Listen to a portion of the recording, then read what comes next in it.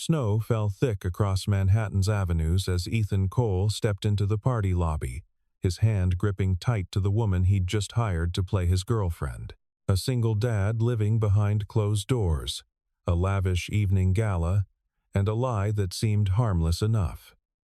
No one in that gold-plated room knew the truth that the woman beside him was just an escort, until a billionaire leaned close to her ear and whispered a question that froze the smile on her lips, and Ethan's carefully constructed life began sliding off the safe track he'd built over so many years. The apartment was silent except for the radiator's hiss. Ethan Cole stood at the window of his Brooklyn brownstone, watching fresh snow blanket the fire escape. February in New York always felt longer than it should, the holidays over. Spring still distant, just endless gray punctuated by white. On the table behind him sat a pair of purple sneakers, size 2, knocked sideways near the door. Lily's. His daughter was at his mother's place for the weekend, which meant the apartment held that particular emptiness. Only a parent knows the kind that feels like holding your breath. Ethan was 34, a senior developer at a fintech startup in Midtown, and a widower. Sarah had died 3 years ago, an aneurysm that struck without warning while she folded laundry on a Tuesday afternoon. One moment, she was there. The next, she wasn't. Lily had been too. She didn't remember her mother, which somehow made everything worse. He picked up his phone. The email had arrived that morning. Asterisk. Subject: Winter Charity Gala. February 18th. Michael Harris cordially invites you and a guest to the annual Winter Charity Gala at the Plaza. Black tie. Partner recommended for senior staff. Partner recommended. Those 2 words sat in his chest like ice. The company's winter gala wasn't optional, not if you wanted to be taken seriously for the promotions that came in March. Michael Harris, his boss, and the company's chief technology officer had made that clear in their last one-on-one. Ethan, you're brilliant. Best engineer we have. But leadership wants people who fit the culture. People who, how do I put this? Look stable, settled, Code words for, not the guy who leaves at 5:30 every day to pick up his kid from daycare.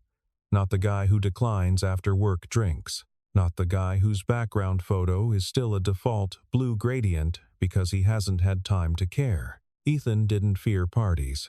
He feared the looks, the soft, pitying glances from colleagues who'd tilt their heads and ask how he was managing, their voices dipping into that therapist tone. He feared the silence that would follow when someone asked about his weekend plans, and he'd say, "Just me and Lily," and they'd nod too quickly, already looking for an exit. He looked back at the snow. Lily's purple sneakers. The email. Partner recommended.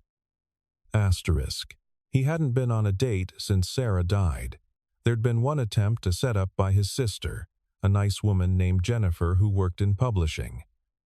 They'd met for coffee. She'd asked about his hobbies. He'd talked about his daughter for 40 minutes straight without realizing it. Jennifer had smiled politely and never texted back. Dating felt like relearning a language he'd once been fluent in but had somehow forgotten. Every conversation a translation, every smile a performance. Easier to just not. But the gala was in 2 weeks. And Michael Harris wasn't subtle. Last year, the 3 people promoted to principal engineer had all attended. All with partners. All looking like the kind of stable, settled adults who made good, long-term investments. Ethan exhaled slowly, his breath fogging the cold window. What if he didn't have to actually date anyone? What if he could just appear to be the person they wanted to see? Just for one night. Just enough to stop being invisible. The idea felt absurd even as it formed. But he was tired. Tired of being overlooked. Tired of feeling like his grief was a professional liability. Tired of the weight of doing everything alone. He pulled out his laptop. opened a private browser window. Monday morning, Michael Harris stopped by Ethan's desk with 2 coffees. This was never a good sign. "Walk with me," Michael said. They ended up in one of the glass-walled conference rooms overlooking 6th Avenue. Snow still clung to the corners of the window frames.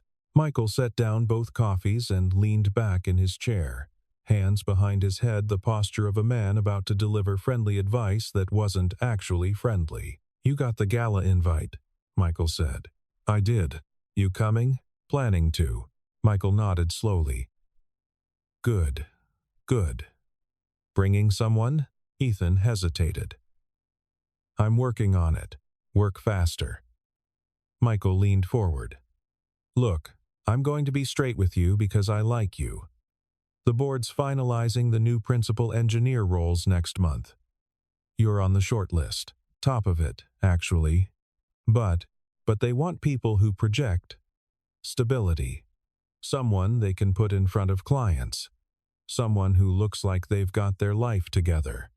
Michael softened his voice. "I'm not saying it's fair. I'm saying it's real." Ethan stared at his coffee. "And bringing a date to a party proves I have my life together? It proves you're not just a code monkey who doesn't know how to exist outside a terminal window. It proves you're a human being with a life." That's what they want to see. The words stung because they were partially true. Ethan had become smaller over the past 3 years. Smaller in ambition, smaller in presence. He came in, did brilliant work, and left. He didn't grab drinks, didn't join the Monday fantasy football talk, didn't stay for the Thursday lunch and learns. He was a ghost who wrote excellent code. "Everyone else is bringing someone," Michael continued. "Rebecca's bringing her husband. David's bringing his fiancée. Even the interns are bringing dates. You show up alone. You're the guy who couldn't find anyone. And fair or not, that's a signal." After Michael left, Ethan sat in the empty conference room for 20 minutes, watching people move through the office like fish in a bright, busy aquarium. He thought about the last time he'd tried to date. After Jennifer, there'd been another attempt, a woman from Lily's daycare, another parent. They'd exchanged numbers. She'd texted once. He'd taken 6 hours to respond because Lily had a fever and he'd forgotten his phone existed. The conversation never recovered. He didn't have time to date. Didn't have the energy to perform normalcy for someone new. Didn't have the emotional bandwidth to explain his life, the logistics of single parenthood. The weight of grief that still caught him off guard when he smelled Sarah's favorite candle in a store. But he did need that promotion. The raise would mean better childcare. Maybe even a nanny. Someone who could pick Lily up from school so he didn't have to leave work early every day. It would mean breathing room. Just one night, he thought. Just one performance. He pulled out his phone and opened the browser he'd left running over the weekend. The website was discreet. Professional. The kind of service that called itself companionship and meant it. He scrolled through profiles, feeling vaguely sick, until he found one that seemed right. ***, Vivian Stone. Elegant, intelligent conversation. Available for events. ***. He clicked contact. They met 3 days later at a cafe near Central Park, one of those places with exposed brick and single-origin pour-overs that cost $8. Snow drifted past the tall windows, piling soft on the sidewalk. Ethan arrived early, chose a corner table, and immediately regretted everything. This was insane. He was going to hire someone to pretend to like him for an evening so his boss would think he was a functional adult. When had his life become a plot from a mediocre film? Then she walked in. Vivian Stone looked nothing like her profile photo, or rather, she looked exactly like it, but somehow more real. Mid-30s, dark hair pulled back in a simple twist, wearing a charcoal coat and no visible makeup. She moved through the cafe with the kind of quiet confidence that made people look up from their laptops. She spotted him, offered a small nod, and ordered tea before sitting down. "Ethan Cole?" Her voice was lower than he'd expected. Calm. "That's me. Vivian. She removed her coat, folded it carefully over the chair back. No handshake, no performance of warmth, just direct eye contact and a slight tilt of her head. Tell me what you need. The bluntness threw him. He'd expected. He wasn't sure what. Small talk, maybe. Some preamble. I have a work event, he said. A gala. I need a date. Why what? Why do you need a date? You seem perfectly capable of attending alone. Ethan exhaled. Outside, snow fell heavier. Office politics. I'm up for a promotion. My boss thinks I need to look more stable, and you think appearing with a woman will accomplish that. I think appearing with someone will make me look less like a guy who lives in his office. Vivian stirred her tea slowly. What happened to your last relationship? The question landed hard. That's personal. Everything about this is personal, Mr. Cole. If I'm going to play a role in your life, I need to understand the life I'm entering. Even temporarily. He studied her. There was no judgment in her face. No pity. Just professional assessment, like a doctor asking about symptoms. I'm a widower, he said finally. Something shifted in Vivian's expression, not pity, exactly. Recognition, maybe. And you haven't dated since. Tried. It didn't take. So you're hiring me to be the girlfriend you don't have time to find. I'm hiring you to stand next to me for 4 hours and make me look like someone worth promoting. Vivian was quiet for a moment, watching snow accumulate on the window ledge. Have you considered that your boss might be wrong? That you might be worth promoting regardless of your relationship status? I've considered it. But I've also watched 3 people get promoted last year, all of whom had partners. And I've watched myself get passed over despite having better performance reviews. So, this is strategy. This is survival. Vivian nodded slowly. All right. Ground rules. We build a story how we met, how long we've been seeing each other. I need details. Your daughter's name, your wife's name, what you do on weekends. I won't lie about facts, but I will lie about my relationship to you. The moment you ask me to do something that crosses a professional boundary, I walk. Clear? Clear. And you understand this is a performance. Nothing I say or do that night reflects actual feeling toward you. The words should have stung. Instead, they felt like relief. No expectations. No risk of disappointing someone real. That's exactly what I want, Ethan said. Vivian extended her hand across the table. Then we have an agreement. He shook it. Her grip was firm, cool, utterly businesslike. Outside, the snow continued to fall. They spent the next hour building the fiction of their relationship. 6 months, Vivian said, pulling out a small notebook. That's long enough to be serious, but not so long that people expect an engagement. How did we meet? Where do you go when you're not working? Ethan thought. The park. With Lily. Prospect Park, usually. Then we met there. I was reading on a bench. It was so simple it could have been true. That was the point, Ethan realized. The best lies sat closest to reality. What do you do for work? He asked. I consult. Business strategy. It's vague enough to be believable and boring enough that no one will ask follow-up questions. And we keep it quiet because you're private. Because you have a daughter and you want to be sure before introducing someone new into her life. It's reasonable, sympathetic, even. Ethan watched her write notes in careful, compact handwriting. Everything about Vivian was controlled, precise. There was no wasted motion, no unnecessary emotion. What about physical contact? She asked, without looking up. What about it? People will expect it. Hand-holding. Maybe my hand on your arm. How comfortable are you with that? The question made his chest tighten. Sarah used to link her arm through his at parties. Used to press her palm against his back when they talked to strangers. He hadn't been touched with casual affection in 3 years. Keep it minimal, he said. Vivian looked up. Minimal draws attention. Couples who are actually comfortable together touch without thinking. If we're stiff, people notice. Then, standard. Whatever's standard. There's no standard, Ethan. Some couples are all over each other. Some barely touch. He met her eyes. I can handle what I need to handle. That's not an answer. It's the only one I have. Vivian studied him for a long moment, and he had the unsettling sense that she was seeing more than he wanted to show. Finally, she closed her notebook. We'll keep it natural, she said. I'll follow your lead. If you stiffen or pull away, I'll adjust. But you need to trust me enough to let me make us look real. Can you do that?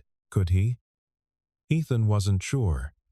Letting someone into his space, even temporarily, even falsely, felt like peeling back a bandage before the wound had healed. I can try, he said. Vivian nodded. That's all I ask. She slid a business card across the table. Just a name and a phone number. No company, no title. Text me your address. I'll arrive an hour before the car picks us up. We'll do a final run-through story. Names, details. The more prepared we are, the easier it'll be. Anything else? She paused, pulling her coat back on. Yes. Don't lie to me between now and then. If something about your situation changes, tell me.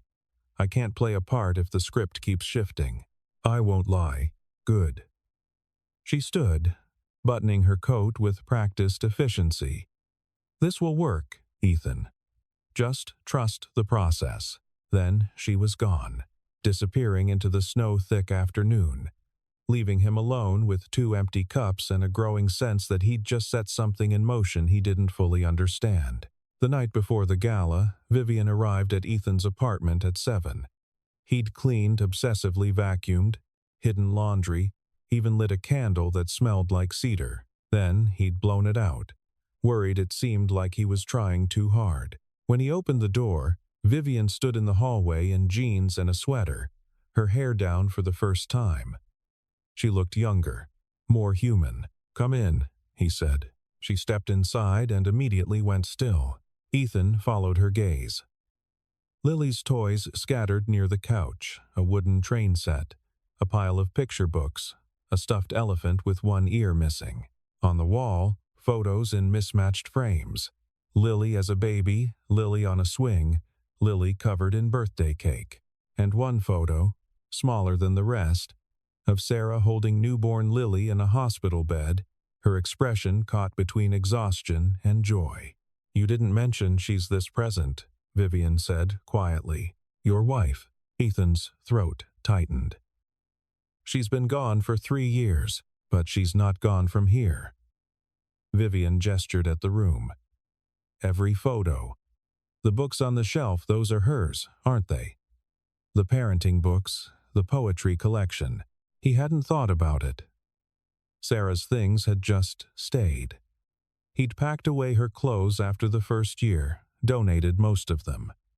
But her books remained. Her favorite mug still sat in the cabinet. Her handwriting on the grocery list magnet stuck to the fridge, the last list she'd ever made. Asterisk, milk, bread, call pediatrician, library books due. Asterisk, is that a problem? Ethan asked. No. Vivian set down her bag. But it's information I need. If someone asks how we navigate your late wife's memory, I need to know the answer. The directness should have felt invasive. Instead, it felt like relief, like talking to someone who didn't need him to perform grief in any particular way. We don't talk about her much at work, Ethan said. People know she died. They don't know details. I prefer it that way. And with me tomorrow, if someone asks, they won't. They might. Ethan sat on the arm of the couch. Outside, snow had started again, soft against the windows. If they ask, say we've talked about her. Say you understand she's part of my life, part of Lily's life, that you're not trying to replace her. Because I'm not. Because you're not even real. The words came out harder than he meant them. Vivian's expression didn't change. No, she agreed. I'm not real. But tomorrow night, I will be. And the more I understand about your actual life, the better I can protect the version of it you're trying to show. She moved to the window, watching snow fall onto the fire escape. You're afraid, she said. It wasn't a question. Of what? Of people seeing this. The toys, the photos, the life you've actually built. You think it makes you look weak. Ethan wanted to argue, but she was right. Every time a colleague came by to drop off files, he'd apologize for the mess, for the kid stuff, for the evidence of domesticity bleeding into his professional life. I think it makes me look distracted, he said. Maybe. Vivian turned from the window. Or maybe it makes you look like someone who kept going after something impossible happened. Someone who built a life for a little girl who needed one. That's not weakness, Ethan. That's just being human. Her voice held no manipulation. No performance of sympathy. Just observation. Tomorrow, she said, when we walk into that gala, you're going to be the man who has his life together. Not because you're pretending, but because you do. You just don't let anyone see it. She picked up her bag. I'll be here at 6 tomorrow. Wear the Navy suit. And Ethan? Yeah? Don't be afraid to let me do my job. After she left, Ethan stood at the window for a long time, watching snow erase the city's edges, making everything soft and unfamiliar. The Plaza Hotel glowed against the winter night like something from another era, gold and white and shimmering with 1,000 points of light. Snow dusted the awnings. Valets in long coats moved through falling flakes. Inside the windows, Ethan could see shadows moving. The party already beginning. The car pulled up. The driver opened Vivian's door first. She stepped out in a floor-length dress, the color of deep wine. Her hair swept up, her posture absolutely straight. She looked like someone who belonged in rooms like this, someone who moved through the world with quiet authority. Then she turned and extended her hand to Ethan. He took it. Her fingers were warm despite the cold. Ready? She asked, voice low enough that only he could hear. Good. Neither are people who actually belong here. Come on.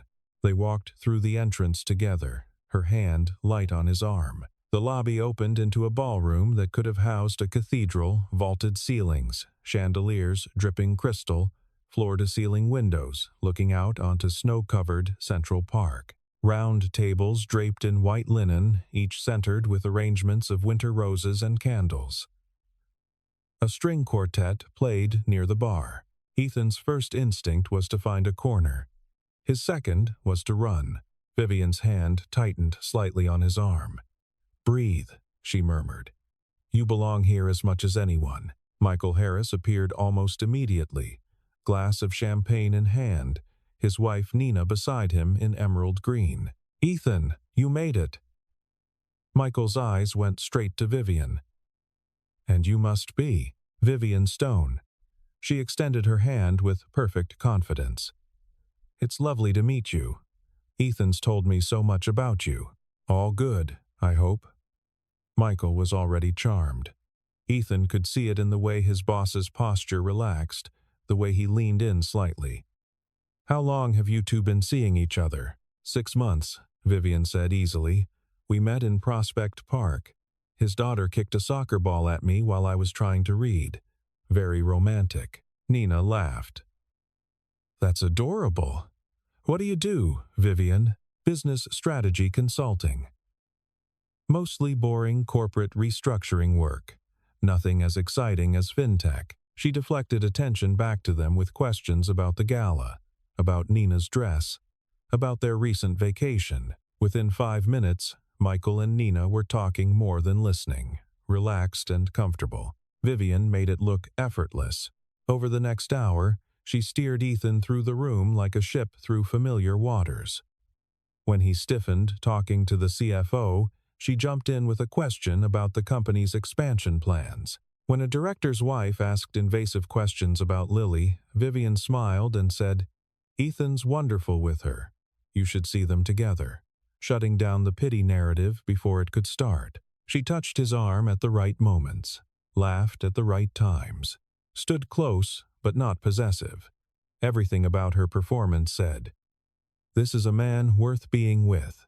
And the strange thing was, people believed it. They looked at Ethan differently, listened when he spoke, included him in conversations about weekend plans, assuming he had them. For the first time in 3 years, he didn't feel invisible. "You're good at this," he murmured when they were alone at the bar. "It's what you paid for. Still, thank you." Vivian looked at him, something unreadable crossing her face. "Don't thank me yet. The hard part's coming." "What hard part?" "The part where you have to dance." The string quartet had shifted to something slower. Couples moved onto the floor. Michael caught Ethan's eye and nodded toward the dance floor with a meaningful look. Ethan's chest tightened. "I don't." "Yes, you do." Vivian set down her drink and extended her hand. "One dance. Then we can leave." They moved to the floor. Vivian placed one hand on his shoulder, took his other hand in hers. This close, he could smell her perfume, something subtle, like frost and cedar, could feel the warmth of her palm through his suit jacket. "Follow my lead," she said quietly. "And stop thinking." They moved. Ethan had danced with Sarah at their wedding, at friends' weddings, in their kitchen late at night when Lily was asleep. His body remembered the rhythm, even if his mind had forgotten. Vivian was a strong lead, guiding without forcing. They moved through the other couples, past tables, beneath chandeliers throwing fractured light across the polished floor. "Can I ask you something?" Ethan said. "That depends on the question. Do you ever get tired of pretending?" Vivian's hand tightened slightly on his shoulder. For the first time all evening, her composure flickered. "Every single day." "Then why do you do it?" She met his eyes. "Because sometimes the person we pretend to be is safer than the person we actually are." Before he could respond, someone cut in beside them. A man in an immaculate tuxedo, silver hair, a watch that cost more than Ethan's car. He smiled at Vivian with the familiarity of recognition. "Mind if I steal her for one dance?" he asked Ethan, but he was already looking at Vivian, and Vivian had gone absolutely still. Ethan stepped back, uncertain. The man's smile was polite but firm, the kind of smile that wasn't really asking permission. "Of course," Ethan said. Vivian's fingers slipped from his.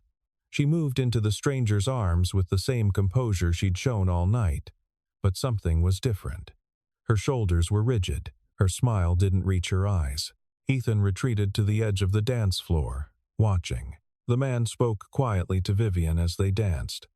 Ethan couldn't hear the words, but he could see Vivian's face, the way her jaw tightened, the way she looked past the man's shoulder rather than at him. Then the man leaned close to her ear and said something that made Vivian's expression freeze entirely. The dance ended. Vivian excused herself, moving quickly through the crowd toward the hallway that led to the restrooms. The man watched her go, then disappeared in the opposite direction. Ethan followed her. He found Vivian in a small alcove off the main hall, standing with her back to the wall, eyes closed, breathing carefully. Her hands were shaking. "Vivian?" She opened her eyes. For the first time all night, the mask was gone. She looked exhausted, vulnerable, real. "I'm fine," she said automatically. "You're not. I need a minute. Go back to the party." Instead, Ethan stepped closer. "Who was that?" "No one. People don't shake like that over no one." Vivian pressed her palms flat against the wall behind her, as if steadying herself. "Someone from a previous life. It doesn't matter. He knew you. A lot of people know me, Ethan. It's not relevant to tonight, but it was." Ethan could see it in the way she wouldn't meet his eyes, the way her breathing hadn't quite steadied. "What did he say to you?" Vivian laughed, sharp and bitter. "He asked how long I was planning to keep pretending to be someone I'm not." The words hung between them. "I should go," Vivian said. "This was a mistake. You should tell people I had an emergency. Family issue.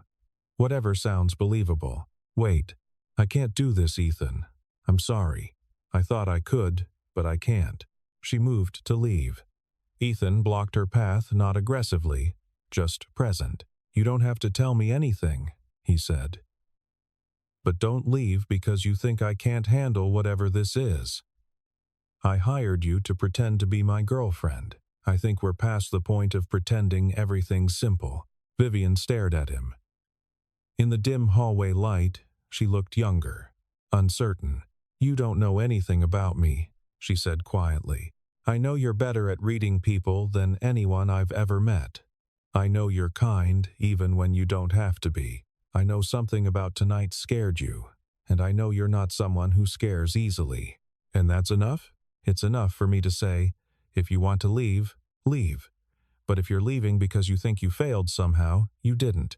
You made tonight bearable, more than bearable." Vivian was quiet for a long moment. Then she straightened, pulling the mask back on with visible effort. "One more hour. Then I'm gone. Deal." They returned to the ballroom together. The party flowed around them, champagne, laughter, the clink of silverware on china. But Ethan noticed the way Vivian's eyes tracked the room now, searching. The way she positioned herself with her back to walls. She was hiding from someone, and whoever it was knew exactly who she really was. They made it another 40 minutes before the man approached again. This time, he came directly to Ethan, hand extended, smile practiced and perfect. "Ethan Cole?" "Richard Hartwell. I don't think we've been properly introduced." Ethan shook his hand. The name meant nothing to him, but Vivian had gone still again at his side. Richard's on the museum board. Michael Harris appeared beside them, champagne in hand. "Biggest donor this year. We're lucky to have him. Just trying to give back," Richard said with practiced humility. His eyes slid to Vivian. "And you must be Ethan's companion for the evening. I didn't catch your name during our dance." "Vivian Stone," she said evenly. "Stone." Richard smiled. "Interesting choice. My family name." "Of course."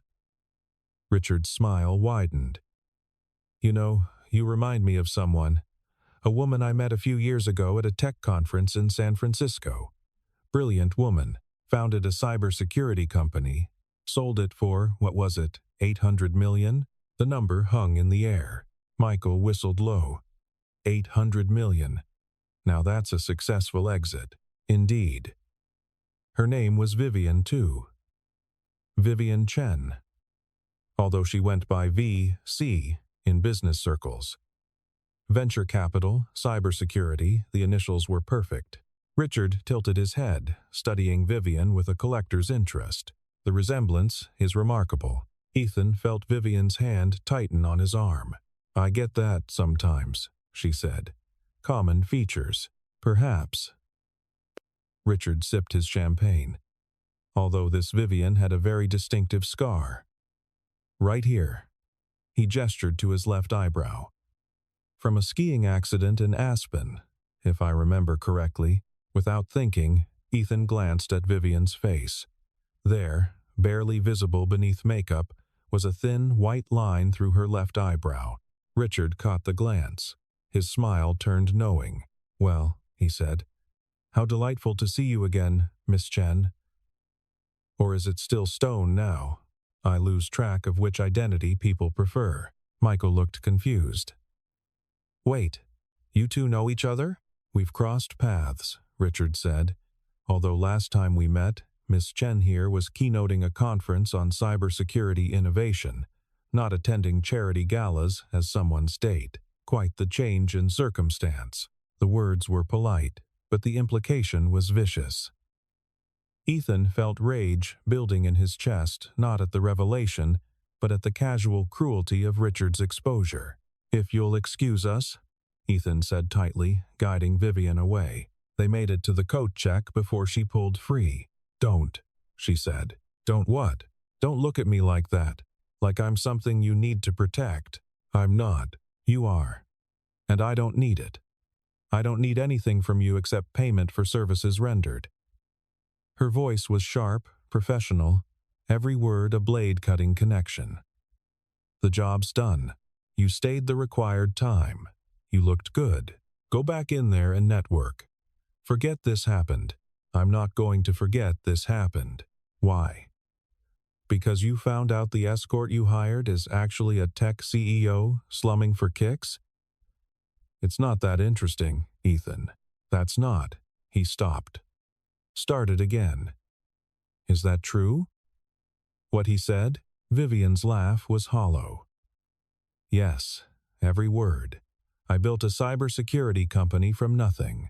Sold it 3 years ago for $800 million. Paid off my investors, took care of my team, and walked away with enough money to never work again. Then why? Why was I working as an escort? She met his eyes. Because I was tired of being V. C. Chen, tech prodigy, success story, fucking unicorn founder who made it before 30. I was tired of being reduced to numbers, net worth, company valuation, exit strategy. I wanted to be anonymous, to be nobody, to be useful without being important. So you created a fake identity. I created a real identity. Vivian Stone is more me than V. C. Chen ever was. She's just quieter, smaller, safer. Ethan stared at her. The woman in front of him was the same person who'd sat across from him in that cafe, who'd danced with him an hour ago. But she was also someone else entirely. You lied to me, he said. You hired me to lie. That was the entire point. I hired you to lie about being my girlfriend. Not about your entire life. Vivian grabbed her coat from the attendant. And yet here we are, both of us pretending to be people we're not, both of us hiding. At least I'm good at it. She walked toward the exit. This time, Ethan let her go. He stood in the coat check alcove for 5 minutes, snow visible through the windows. The sound of the party muffled behind him. Then he pulled out his phone and texted her. Coffee. Same place. Tomorrow.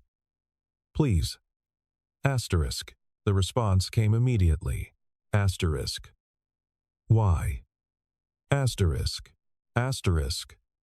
Because I think we're both tired of pretending. 3 dots appeared. Disappeared. Appeared again. Finally. 10 a.m. The cafe looked the same exposed brick, expensive coffee, snow falling past tall windows. But everything else had changed. Vivian arrived exactly at 10, wearing jeans and an old Columbia sweatshirt, her hair in a ponytail. No makeup, no performance. She looked exhausted and somehow more solid than she had in the wine-colored dress. Ethan stood when she approached. She waved him down. Don't, she said, sliding into the chair across from him. Let's skip the polite parts. Okay. They sat in silence for a moment. Outside, a couple walked past with a dog, both bundled against the cold. I should have told you, Vivian said finally.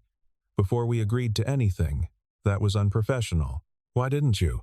Because you wouldn't have hired me if you knew. You'd have thought it was some kind of weird game. Rich woman playing at being normal. And maybe it is. Maybe that's exactly what it is. Ethan stirred his coffee. What happened 3 years ago, after you sold the company? Vivian stared out the window. I thought I'd be happy.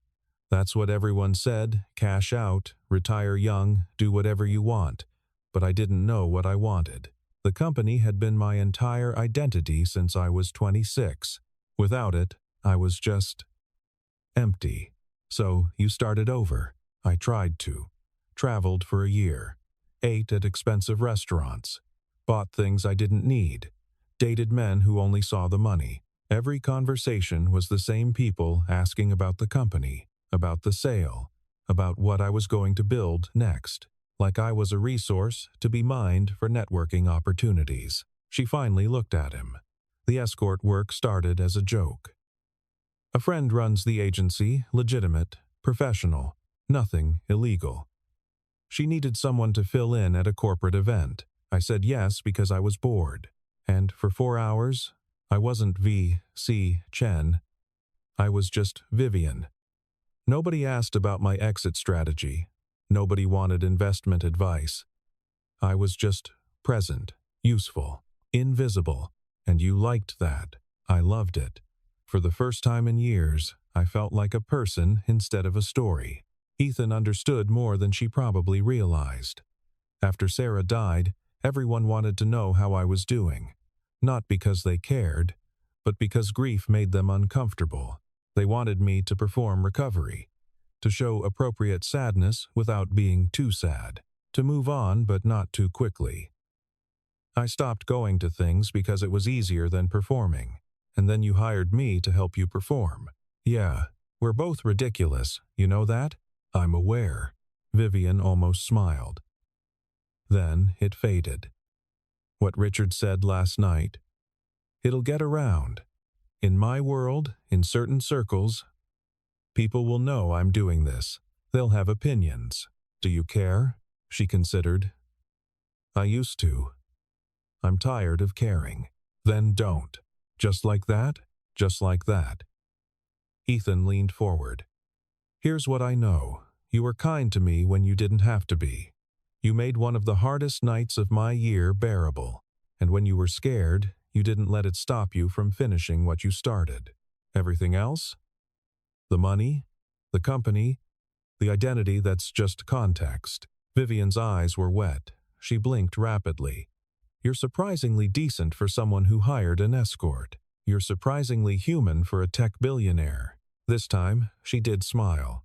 Small, real, unguarded. So what now? She asked. Now we have coffee. And maybe later, if you want, you could meet Lily. As yourself. No performance. No pretending. Why would you want that? Because I think she'd like you. And because I'm tired of being afraid. Outside, snow continued to fall, soft and steady, covering the city's sharp edges. Okay, Vivian said. Coffee first. Then we'll see. 2 weeks later, Ethan's phone buzzed during a meeting. Asterisk. Text from Vivian. He stepped into the hallway to respond. Asterisk. Depends. What did you have in mind? Asterisk. Asterisk Prospect Park. I owe a 4-year-old an apology for interrupting her ball game 6 months ago. Asterisk. Ethan smiled at his phone. Asterisk. She doesn't remember that. Asterisk. Asterisk. But I do. 2 p.m.? Asterisk. Asterisk. Perfect. Asterisk. Saturday arrived cold and bright. The kind of winter day where the sun reflects off snow and makes everything sharp-edged. Ethan and Lily arrived first. Lily bundled in purple snow pants and mittens that made her hands look like stuffed animals. Is your friend coming? Lily asked, kicking at a snowbank. She is. What's her name again? Vivian. That's a fancy name. She's a fancy person. Fancier than you? Way fancier than me. Lily giggled. Then her attention snapped to a figure approaching across the snow. Vivian, in a long black coat and red scarf, carrying 2 cups of coffee and a hot chocolate. Hi, Vivian said, kneeling to Lily's height. You must be Lily. I've heard a lot about you. Like what? Like you're the best artist in your class. And you know every dinosaur name. And you can do a cartwheel. Lily beamed. I can. Want to see? Absolutely. Lily threw herself into a wobbly cartwheel that ended with her in a snowbank, laughing. Vivian laughed too, a real laugh, unguarded and bright. They spent an hour in the park, built a lopsided snowman, threw snowballs with terrible aim. Lily chattered nonstop about school, about her friend Emma, about the book she was reading that had a dragon and a princess who were best friends. Vivian listened, like every word mattered.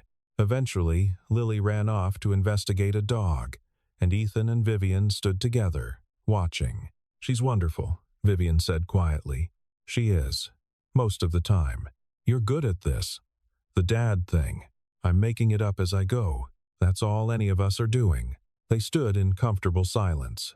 Snow drifted down, catching in Vivian's hair.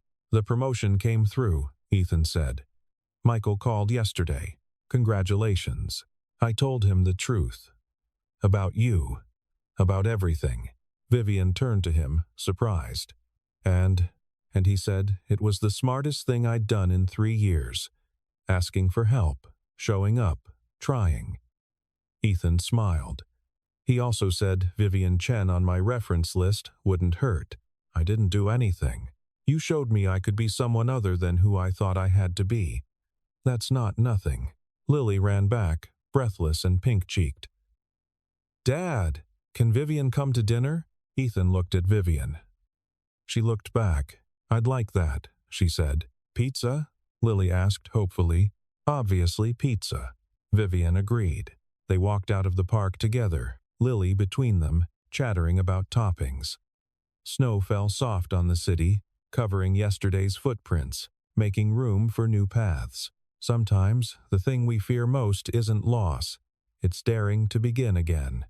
And sometimes beginning looks like a walk through snow with people who see you really see you and choose to stay anyway. Behind them, the park slowly disappeared beneath white. Ahead, the city waited, full of windows and light.